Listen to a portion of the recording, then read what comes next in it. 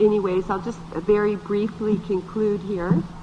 I think we can all agree that women are not born criminals, and that it's generally recognized, even through statistics and just common sense observation of women in prison, that women are victims of poverty and abuse as a rule, and that is what crime stems from. And I think that in general, a large remedy, which is reflected in actually we have about 70 remedies, which we didn't go over here. We'd be here till noon. But I'd like to just make a little quick case for the fact that I think women prisoners should be empowered more as part of the process of, I suppose, recovery.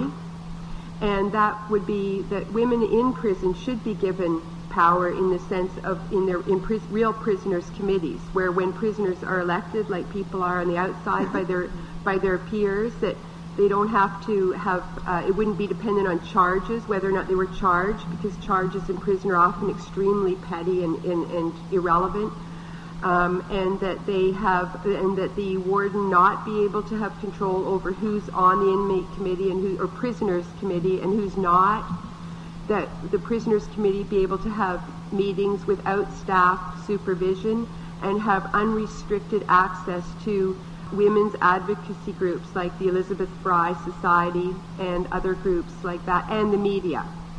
I think that's very important. And on the outside, I think that whenever possible, that ex-prisoners should be receiving funding and being given responsibility to do things like running, like being involved in transition houses, halfway houses, and programming.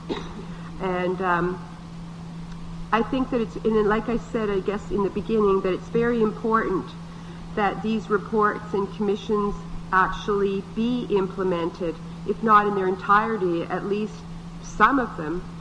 Otherwise, they do begin to, it becomes obvious that they're just sort of exercises in futility.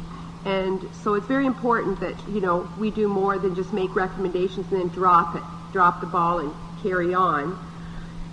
Because, well, if not, then I certainly would suggest that the women's prison activist community become more involved in, progressive movements in general, forming coalitions with other progressive groups to try to create the social change we need to prevent crime, to eliminate poverty and injustice.